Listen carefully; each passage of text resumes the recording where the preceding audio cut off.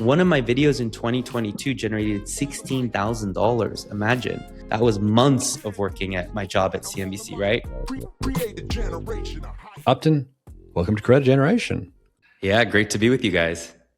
Mate, we have talked to you a fair bit in the last little while. We saw you in Abu Dhabi at the end of last year. You've been up to quite a lot in the last 12 months. Yeah, I've been full-time content, but I also sold my company back in December, so about 6 months ago. And it's been a really fun year for me. Yeah. Well, you've had a very interesting journey. You started as a journalist, you became a creator, left your job to do that. You sold the business as you just explained, and now you're on to a new phase. Can you tell us a little bit about the background? Tell us about where you came from as a journalist and what prompted that move into being your own boss and a creator. Yeah, what prompted the move was getting laid off. So, it wasn't so much of a choice as it was getting kind of pushed into it. But what I did was, so I was a journalist for CNBC. I was based in New York City. It was an amazing, career and everything. But I was mostly producer, not really telling my own stories. I was producing for the reporters. And so I moved to Singapore with this promise that I would get to tell my own stories and do live TV and write my own articles more often and everything. And then my boss at the time said, hey, why don't you help launch our YouTube channel? So I launched the YouTube channel. That was in 2016 for CNBC International. And pretty quickly, I realized anytime I would do a video in selfie mode, like filming on my iPhone 7 at the time, that video would get more views on Facebook, on Instagram, on YouTube than the videos where I would bring our professional videographer. And so I kind of just had more and more fun with the content for CNBC, basically doing vlogs. And a lot of the videos would get millions of views across the YouTube channel and so forth for CNBC. And it was great. It was a dream job traveling around Asia and reporting for CNBC kind of as a vlogger. But then the pandemic happened, a lot of shifts to the business, a lot of layoffs. And so when I was laid off, I moved back to California, where I'm originally from. And I said, okay, like, what should I do now? And I talked to a couple different people, one of them being Drew Binsky, huge travel vlogger with like 10 million followers. And I actually remember seeing Drew surpass us and me thinking like, how is this random guy with a backpack and a camera, getting so many millions of followers and views while we were this big established network with this, a big budget and all these things. And just we were getting passed by the single individual. But that was a learning. And I was like, well, actually, when I really reflected on it, I realized like people join Facebook, they join YouTube, they join Instagram, they join TikTok to connect with another person, not a brand, not a news organization. So maybe I'm actually more powerful as an individual than I was with CNBC. And so I was on a call with Drew, and he actually told me, he said, why don't you just start your own channel? And I remember thinking like, oh, come on, like I can't do that. Like that'll take so long to grow. Will it even work, et cetera, et cetera. But the more I reflected on it, this was 2020, the more I realized like, okay, I got to at least try it. And I was actually driven by the fear of not trying it. I was driven by the thought of coming back in 6 months or 12 months. And let's say I got some corporate job, maybe in PR or media or whatever. And I was like, okay, well, what if that thought creeps up in a year from now saying, well, what if you had at least tried? What if you at least posted your first YouTube video? Like what would have happened, And so I was like, all right, I got to just try and see. It might not work. I might fail. But I at least have to know that I tried. And so that's when I started my own channel. Must have been quite a big shift, right? You come from CNBC, a big name in news, just trusted by a lot of people. And moving to your own platform, was it freaky? Was it a scary process? Yeah, absolutely. Like knowing that I could have done a video on YouTube for CNBC that would get 1 million views, and some of them did. And then all of a sudden I was like, okay, I have 0 subscribers. My first, I know my first video is going to get 100 views, maybe if that.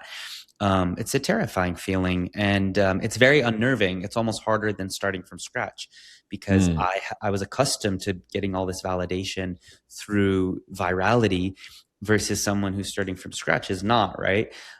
So I kind of was aware of this big challenge that was going to hit me. And so what I did was I made a rule and I said, all right, I'm going to post 3 videos a week on YouTube, no matter what, for an entire year. And then after that year, I will assess and decide what I want to do. Do I want to switch to once a week? Do I want to stay at 3 per week? Do I want to give up altogether because this isn't working? But I'm going to at least do 3 per week no matter what for a year. And then I'm not going to be at the mercy of these ebbs and flows. So by doing that 3 videos per week, I'm like, all right, at least I'm not going to be at the mercy of the results, right? I knew very early on, like, I'm going to post a video, it's going to get 100 views, maybe 200 views, and I'm going to do that for a week, then a month. And I'm going to say, like, this is really silly. Like, this is so demoralizing. Again, because I was used to lots of views, and and so to kind of to get over that mental block that was inevitably going to happen, I made that rule that I was going to commit to consistency. I'm going to commit to 3 videos per week for 1 year, no matter what. And I tell people now who are starting, especially on YouTube, I say, you need to do that. You need to commit. It's either, maybe it's 1 a week, maybe it's 2 a week, maybe it's 3 a week, but you need to commit and say, I'm going to do that till the end of the year. And then the key words, the 3 most important words are no matter what. Because regardless of if you're tired or you're feeling demotivated or whatever, you're traveling, you still do it. Because it's very easy once you skip that first scheduled video. It's very easy to skip another and another, and that could totally derail you. So by committing to consistency, you're also like directing all your energy toward the creation rather than the results. I can control if I post 3 videos per week, but I can't control if one gets 1 million views or one gets 100 views, really, right? And that's what's going to demotivate me. But I at least focus all my energy on what I can control, which is, like, for 1 year, I'm not really going to care about followers. I'm not really going to care about views. I'm just going to care about posting Monday, Wednesday, Friday. Can I say that in our programs, if I was to point to one element that is the biggest driver for success, it's that consistent aspect to it too. We've seen it time and time again that the creators who do really, really well are the ones that commit to that. I am going to commit to 1, 2, 3 videos at this level for this amount of time, and I'm going to be consistent at it because, like you said, you can control that. You get, whether they do 0 or 100,000 or 1 million views, you at least get consistent data and they can make decisions to do the next thing or change it up, or more so just build confidence. Yeah, totally. And you get better. The more you do things, the better you get.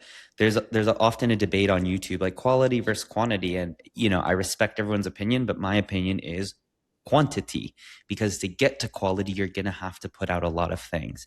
And there's all these studies that show that, right? Like, there's studies that show, like, if you do something a lot, you're inevitably going to get better than it, rather than if you try to be a perfectionist at something, you'll get good. You could be great, but it's, according to a lot of studies, it's going to take longer. Absolutely. I want to dig under that, like, consistency, posting 3 times a week for a year, no matter what. All right. Like, that headline, that's really inspirational, aspirational. What's the reality of that? Like, the no matter what, like, when you're in it, reflecting back on it now, like, what's that experience like? Like, yeah, well, I got COVID, and this was before there was the vaccine and everything. So it was, like, kind of scary, like, to get COVID. And I was like, all right, I still got to do my 3 videos. And so I made 1 or 2 of the videos about getting COVID, But yeah, I mean, there is some stress that you're putting under yourself. But again, it's kind of like, okay, I don't have time to overthink. Is this a good video or is this bad? Is this a bad topic? Is this good? It's just like, I got to get it out. And one thing I'll say, from day one, I hired a video editor to edit all these videos. People were shocked, like, 3 videos per week, like, that's insane on YouTube. But I'll caveat it by saying I dedicated some, money, some money from, like, my severance from CNBC. Like, I dedicated that to giving it to a video editor, because that's quite timely, right? I'm much better to spend my time writing my scripts and filming and uploading than to spend my time editing. And then the second one is the videos were not long, right? Like, this was way before the kind of recommended minimum 8-minute videos, et cetera, et cetera. Each video is like 3 to 5 minutes. So it's definitely, there's definitely fire under you to commit to that. And also, I tell people when they're doing their commitment, be realistic. It should push you a little, but it shouldn't be, like, crazy, right? I don't want to see someone burn out in 2 months. And you hear this from all the algorithms. They would much rather you post, twice or 2 to 3 times a month on, let's say, YouTube for a year than post, 3 times a week for a month and then take 2 months off and then post again. The algorithms don't like that. Did the newsroom experience help with this? What did you bring from the newsroom? Lots. Yeah. A lot of times, people would say, wow, you have 1 million followers after just 1 year. That's insane. And they kind of saw it as this overnight success story. But in reality, I did have many years in the newsroom as a journalist, as a trained storyteller that gave me the skills and the confidence to tell the stories I was, right? Yeah, I started with 0 in 2020 and I got 1 million within a year, but it was all those years of like learning the craft and the art of hooks and storytelling and interesting ways of writing that kind of helped me to get that audience. So yeah, for sure, it helped me tremendously. And do you think news creators or news journalists in particular are well geared towards that, understanding hooks and understanding the way a story or structure works? It depends, right? Like if you're writing articles, it's much different than producing for TV than if you're just on the social media team. So I think news journalists are definitely getting better, and they're a lot more multifaceted. They're wearing a lot more hats than they have in the past. But one thing I noticed at CNBC was that it would be much easier to like take an intern from the newsroom and be like, okay, we're going to put you on our YouTube channel or, do the next Instagram explainer, than to take the seasoned TV anchors and say, hey, we want you to do social. And that's because that's two different presenting styles. And this was back in 2018, 2019, now even more so. If you get on Instagram or TikTok or even YouTube and you come with that broadcast voice, which is very formal and professional and coming up next, right? Like if you do that on YouTube, that's very unrelatable. People have a big aversion to that. So funny enough, I would always say like, oh, it's so hard to train the traditional broadcast talent, TV talent, and like have them do a one-off video for our YouTube channel. Yeah. And look, before we jump into that next iteration of your journey, did anyone come with you from the CNBC over to your YouTube journey or your YouTube channel? With me personally, no. Of others, I think so. I do get asked a lot of times by journalists who are thinking about making the move or they have made the move. Like, oh, I want your advice, and stuff. And I love to give them advice. I love to kind of help them. The biggest challenge is obviously the transition, right? Like it's easy once they've made it. But their biggest challenge is like, well, how do I make money while I'm building my brand, my channels?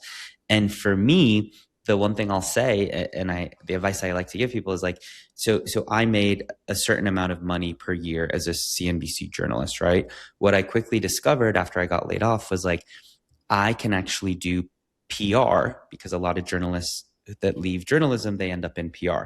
So it's like, okay, I can just be like a PR freelancer and have a couple of clients, and I can make the same amount of money I was making at CNBC, but instead of working 8 hours a day, I could do that in 4 hours a day. And so basically like now I went from 40 hours a week to 20 hours a week and making the equivalent salary, right? So what I would do on an average day, like my first year and a half, is I would work in PR consulting and freelancing from like, I don't know, 8 a.m. till lunch. All morning was PR, and then I'd have lunch, and then I could switch to being a creator, which generated zero income at the time. But at least I wasn't stressed, because now people I meet, they're dipping into their savings. They have to pay rent, and it's very stressful to do content when you like feel forced to turn revenue from it and make money from it. And when you put that pressure on yourself, like I'm going to post this TikTok and it better pay me my what used to be my entire salary, like that's really hard. It's really hard. And if you're approaching storytelling and content with that kind of like pressure, it can have like a negative impact on how you're presented by the audience, right? So it's really nice to be able to at least attempt content with zero financial pressure. Uptin Media is what came next, right? After you left CNBC. So can you explain like the genesis of that, and how did that fit into your YouTube content? What was that company? Upton Media was my agency. So it was a UGC content agency, and I never really set out to start an agency at all. What happened was I was going all in on content and growing my YouTube, growing my TikTok, et cetera, et cetera. I got a message on LinkedIn, and someone said, "Hey, I've seen your videos, love your videos. Can you make videos for our cybersecurity company? We want you to be the face of it. We want you to write the scripts and produce and edit and deliver us 50 videos, like as an educational series for our company YouTube channel." And I said, "Yeah, let's do it." And all of a sudden I had to hire a freelance, script writer and a freelance video editor just for that project. And so over the course of a couple months, we delivered the 50 videos. And then all of a sudden I'm like, wait, this is a great use case. This is a great case study. And so I would go to conferences like Web Summit, or, meet people in Dubai, and I would meet all these CMOs or CEOs or founders that just raised $100 million or whatever. And I would say, "Hey, what are you doing for your content? You're probably spending a lot of money on PR, but what are you doing for your Instagram account and do you have a TikTok? And when's the last time your company posted on YouTube?" And then I would show them the case study, and they'd say, "Yeah, we need that. Let's order 10 videos a month from your agency." And so the agency grew very organically after, just honestly getting that LinkedIn message. I never set out to run an agency. It really kind of just fell into my lap. And so it grew. We had a team of about 10 at one point. But then about a year and a half ago, it got to a point where I was putting a lot more time into my agency than I wanted to. And you could actually see the more revenue the agency would get, the lower the views were on Uptin's YouTube and Uptin's Instagram and Uptin's TikTok. And so that was my epiphany, where it's okay, if you want this to be a really dynamic, amazing, successful agency, it's just not realistic for me to say I'm going to be good. I'm going to be great at both. I cannot be a great agency owner and also a great YouTuber. I just can't. Right? Even if I hire someone amazing to be the managing director of the agency, which I did, I hired a lot of great people, and I was willing to kind of pay them more than maybe the budget allowed, because I was okay, just invest in growing it, et cetera. So I kind of came up with this moment where I'm I need to pick one. I don't want to look back and be pretty good at both things. I want to be amazing at one. And so of course my content was the biggest passion. And so that's when it became time to have some discussions, and ultimately I was able to sell the company to Augustus Media, which is based in Dubai, and they do a lot of their own content. They take on a lot of clients and do influencer marketing and content production and many different services. And it was just a perfect fit. There's a lot to unpack there, because you just sort of oh yeah, I just did this, and someone reached out on LinkedIn, and the next thing you know, I've got an agency, and then it's been acquired. So simple, right? Super simple. There's a lot of different skills, and you highlighted that, from being a creator to then running an agency, and ultimately the split focus is taken to where you are today. But diving back into those, it sounds very simple. Start of the agency, someone reaches out to you, make some videos. Hey, there's an opportunity here.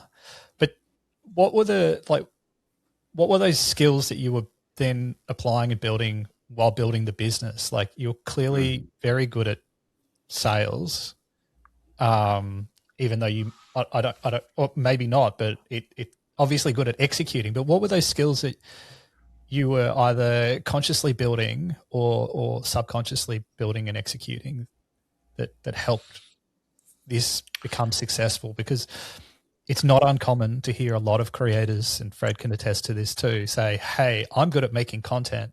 I'm going to go make it for others." And that is a pathway to extreme failure fast. Yeah, I think, I guess one thing that I thought was that I would be a creative director, where I'm just coming up with high level ideation. Okay, we have a new fintech app. Here's, 10 concepts and series ideas we can create for their organic videos and their paid videos. Let's do it. And have a nice brainstorm session, and it's really cool and fun and creative. And then it's okay, give me the next one, but that's not what my life was as an agency owner. It was It was hiring. It was in some cases firing. It was getting on a call with a client who expected more reach or more views, or had a different vision of what the videos were. It was, to your point, a lot of sales, a lot of business development, a lot of like, let me go to this event, let me reach out to so-and-so, let me call so-and-so, and convince them why they need us and why they shouldn't, just be spending all their money with these high level, high quality production companies, but they need to like unbutton their content. They need to be doing UGC.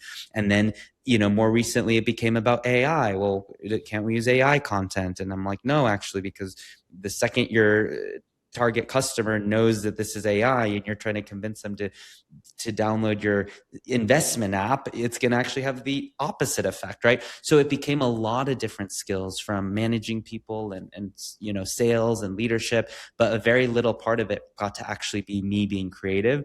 And I think that's kind of one of the other reasons where I'm like, ooh, like, let me just focus on my own content. So what did you love about running your own agency, and what did you dislike strongly? What I loved was, just being an entrepreneur. Like, as a creator, you're kind of a creator first. You are an entrepreneur. You always have to think about business and opportunities, but not the same way you are as an agency owner. So I loved the fact that I went from, just me to a team of almost a dozen people. I loved the kind of magic that came together when we would be in person in meetings and so forth. I took a lot of pride in the fact that, most of my team was based in Dubai, and for over a year, we never had anyone leave or get fired. And I think, a year is not a lot, honestly, but in terms of like an agency and in social media, it kind of is, and I took a lot of pride in the fact that my team was happy and I was happy with them. And we got to a point where we created this really awesome synergy and almost magic when my team would go out and film, or when we would go to conferences and meet new clients. And one of the things that the buyer said, who acquired Uptin Media, was, I think you have a knack for hiring good talent. And that was like the biggest compliment I could hear, was that, like, okay, I developed, this ability to kind of see the who's going to be like really a good person for that role, and who's going to contribute to the business really well, but also I want to make their life better. I want them to say like, oh, I loved working with Uptin, and I loved working at Uptin Media because my last job, da da da da da da. And I can only say that because I'm someone who had a career when I graduated college, right? Like, I worked for so many different companies and bosses, and so I learned as an employee, like, what I wished my boss would have seen in me, or not just treating me like a line item. And so I really did love like getting to experience managing a team and seeing the people who worked for me like grow their careers. That's one thing I really loved, and kind of like figuring it out as I went. It was my first startup, it was my first company, so a lot of it was like, let's just try it and learn. And then in terms of what I didn't like was like I said, just the fact that the more time I put into it, the more my own content was stagnating or suffering. And so I felt sometimes I would have almost a little animosity toward the agency, because it's like you wake up and you just want to like spend all day working on an amazing new YouTube video, but your WhatsApp is blowing up with clients and employees. Or even I'm on a shoot in another country and I'm waking up at 5 a.m. to go do that client Zoom call. And then it would just like, it would start to like create this animosity toward it. Hey, obviously you did that transition pretty well. You were a producer before you went into this. A lot of creators who grow businesses and agencies around their content don't have that background. Do you think it's more suited to some types of creators versus other types of creators? For sure. I think even like, I've listened to interviews with Izzy Harris and Johnny Harris. And like one thing I found really interesting about their business model is like, she says like, we treat Johnny like almost an employee. He's not meant to run the company. He's meant to like, his craft, his art is to do research, to write scripts, and to deliver like and present and share that story. And that's like his ultimate talent. And I think she's even said, like, on some interviews, like, it's not about bringing him into those business strategy meetings or sales calls, right? It's just about like letting him do what he does best. And so absolutely, I think there's a lot of people who have one talent, but maybe, and you see it a lot with creators creating businesses, right? Especially like merchandise or whatever. You see so many creators launching a product, and then ultimately, I don't think it's necessarily a lack of maybe it is a good product, but maybe they're not the right ones to manage and try and scale that product, because they may not have the business acumen. Maybe they're just really, really good storytellers. And I think the solution is partnering, right? Like partnering with the right person. Yeah, I mean, we expect too much of creators. I think, like, we demand too much from the creator economy, right? Like, you should be an amazing creator. And isn't it wonderful that you can be a founder of your own company? And yes, it is, but you don't have to, right? Like, I think it's, but yeah, and I think sometimes we glamorize that too much. I've seen a lot of creators in the past 2 to 3 years actually scale down their teams. And, I think in 2022, 2023, it was a kind of a flex, like, I'm hiring my 14th person. And then they realized, like, wait a minute, now I'm spending so many of my hours just managing people and not actually like the creative art of creation, not getting to do the creative art of creation. So they're actually like, they're downsizing. And even for me, like when I sold my companies in December, I kind of deliberately like to keep my team nimble. We just added another freelance video editor. And this wasn't like a flex for me to be like, oh, my headcount just went up, right? It was just like, okay, like we kind of need it, so let's do it. But I kind of like take pride in having like a nimble team, because I don't want too much friction in the workflow. Yeah, we have this program that teaches creators about scale and growth and improving their revenue. And when we come to the scale component of it, everyone thinks that in order to really scale or grow a business, it just means adding more people. Whereas in reality, it doesn't have to be that at all. Scale is different to everyone. And I feel like a lot of creators are pushed to think it's just about building bigger teams and doing more and more and more. And we talked to Justin Brown in a episode previously from Primal Video, and even he was saying he scaled down from 12 or 14 people back down to 2 or 3, and he's the happiest he's ever been. Wow. Yeah. Wow. So it really depends, doesn't it, in terms of what scale means to you? Yeah. Yeah, absolutely. It's been an interesting, like, kind of scale, waving the balance and figuring out what's right for me and so forth. So yeah. Can we do the exercise with the benefit of hindsight? Like, obviously great experience building the agency in Uptin Media. Hindsight, would you do it? Like, honestly, yeah, I would. I have no regrets. I think, especially, when I could say that I sold it too, it wasn't like I had to shut it down or it was a failure. So I absolutely would. And I wouldn't even say there's like any regrets, along the way. Cause like I learned a lot of things about, maybe I wouldn't have hired this person back then, but I was just excited about this, I learned a lot through everything, and all the kind of wrong turns ended up leading to like really good lessons. So yeah, I still would have done it. I mean, I'm going off on a side street here, but bear with me. What are the key things you've learnt from this experience, both being a creator and then a founder of the agency and running the agency, that now in this new direction, or I guess it's not a new direction, right? You're going back to being like creator focused, but now like creator 2.0 Uptin, like what can you take from this learning that, potentially others could take from this learning without having to go through the agency experience if they don't want to? Yeah, I mean, I do hear a lot of people saying like, "Oh, I want to start an agency. And it's fine."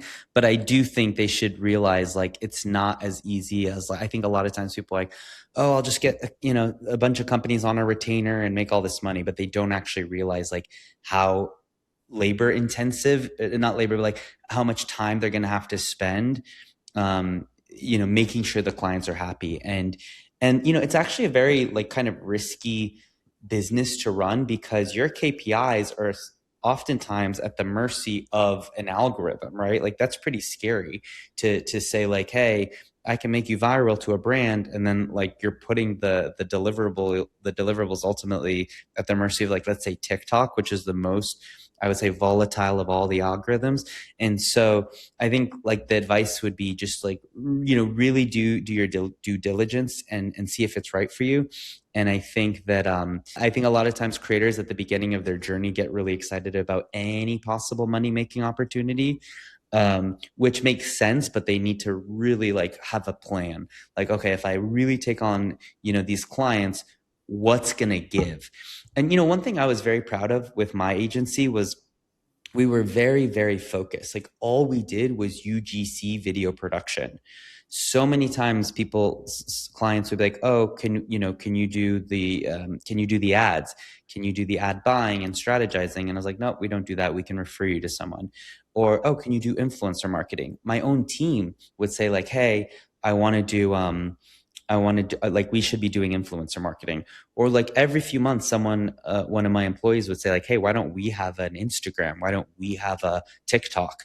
And they would really be like, this is so weird. Why doesn't Uptin Media have its own Instagram account? And I'm like, well, first of all, we're a B2B agency. How many B2B anythings do you follow on Instagram? Second of all, who's going to run that? Like if we have our own account, we're going to need to treat it like it's our own client. So that's, thousands of dollars a month I need to be dedicating in resources to do it right. And third of all, if a potential client sees that and they see our last video got 750 views, that doesn't look good, right? And so there's like this like unrealistic expectation that we have to be viral, but we're just a B2B agency. And so like, I was like, let me, as a creator with over 3 million followers, like let me be the credibility for Uptin Media. Let my own channel be the ones that potential clients see like, oh, this guy knows what he's doing, so his team must know what they're doing. And so the only social channel we started was LinkedIn. It's like, of course, and we actually had a like 5,000 followers or whatever on LinkedIn, which was really healthy, I think, and strong. But that's the one where I was like, okay, LinkedIn, let's go hard on, but the rest we don't need to be on. And so I'd get pushback. It's like, yeah, but we're selling short videos. Why aren't we on the short video platform? It's like, we don't need to be, and I explained why. When you left, sold Uptin Media, moved to do your own thing, was it really hard then switching gears to being your own person again? Well, there was nothing that I was doing by myself. I kept someone from that team he was working part-time on each. And so he came with me, and then I still had my full-time video editor and stuff.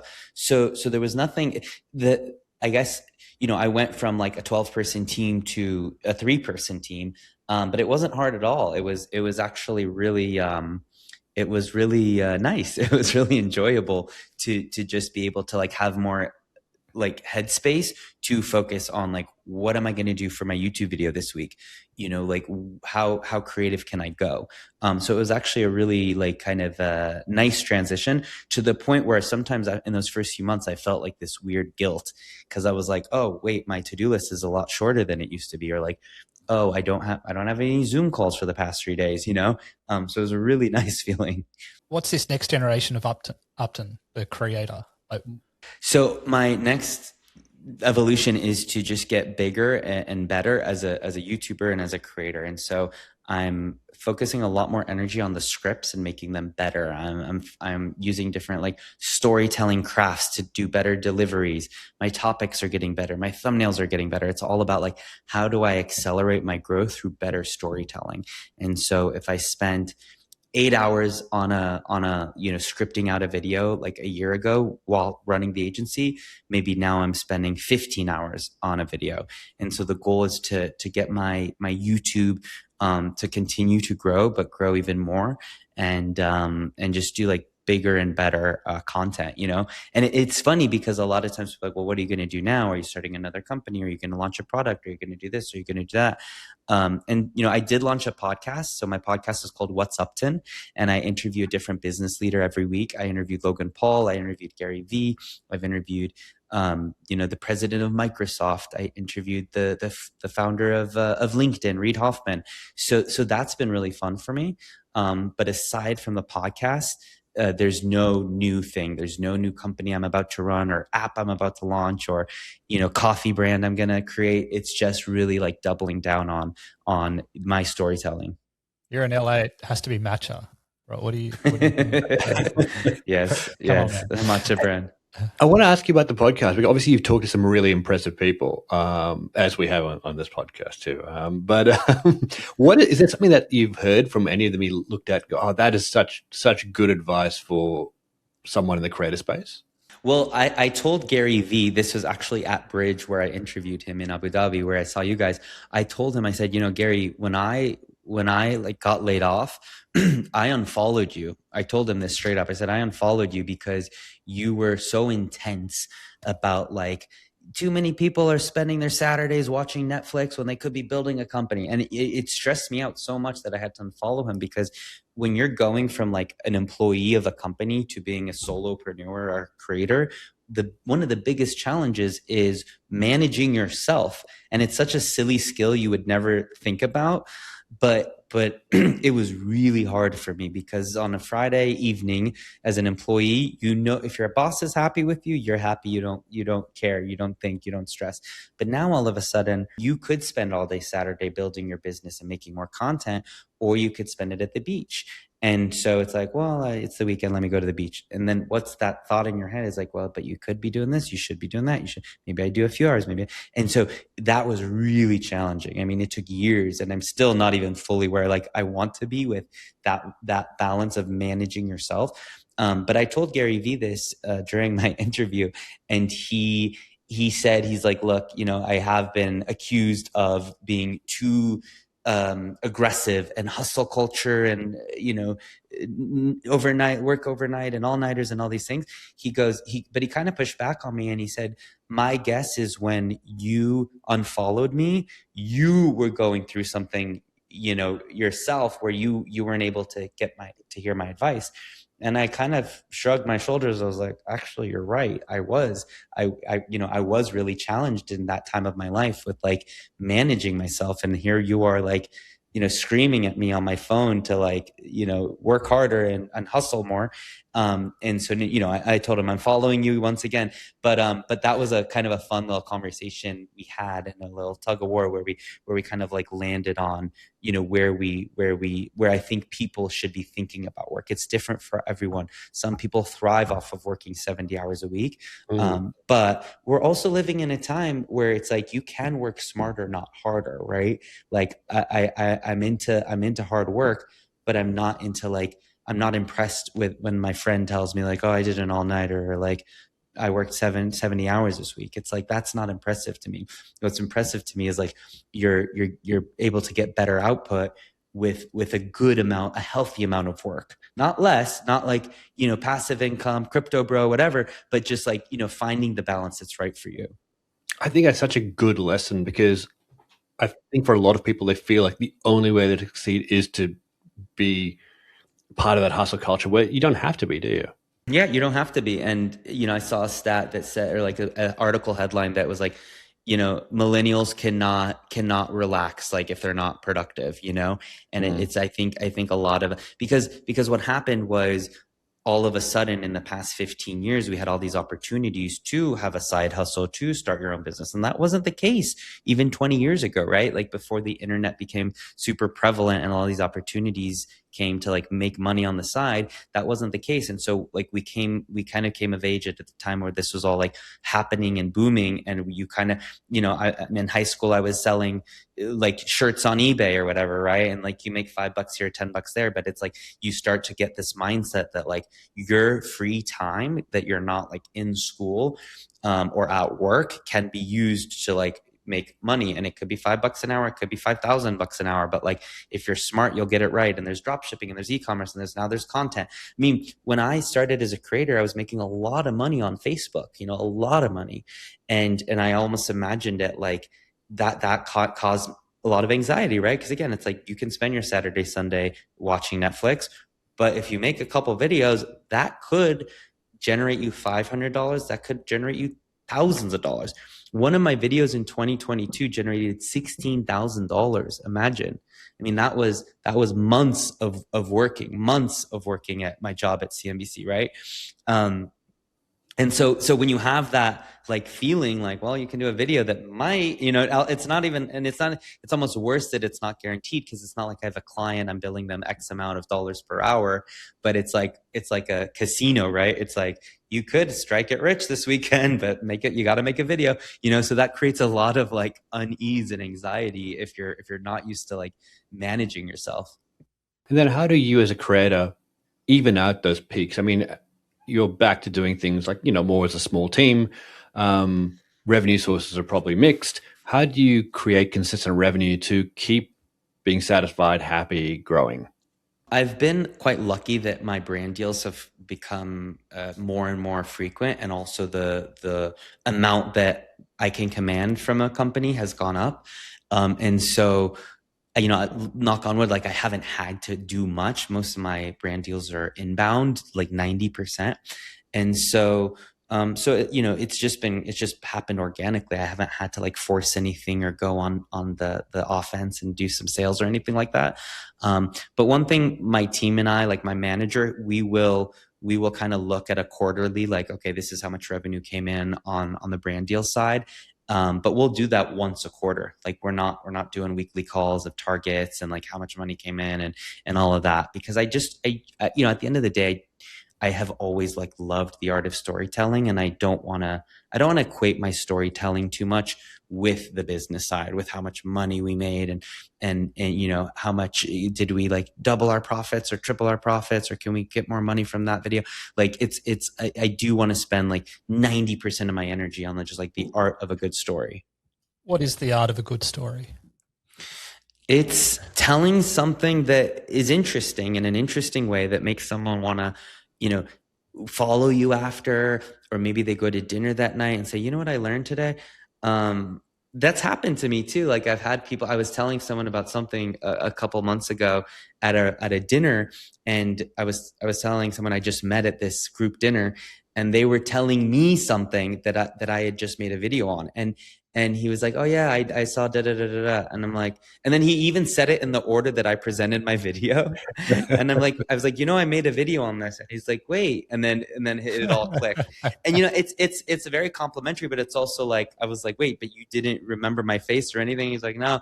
But that to me is like a cool win, that it's like, oh, like he's regurgitating a story, like something that I kind of covered in the same order.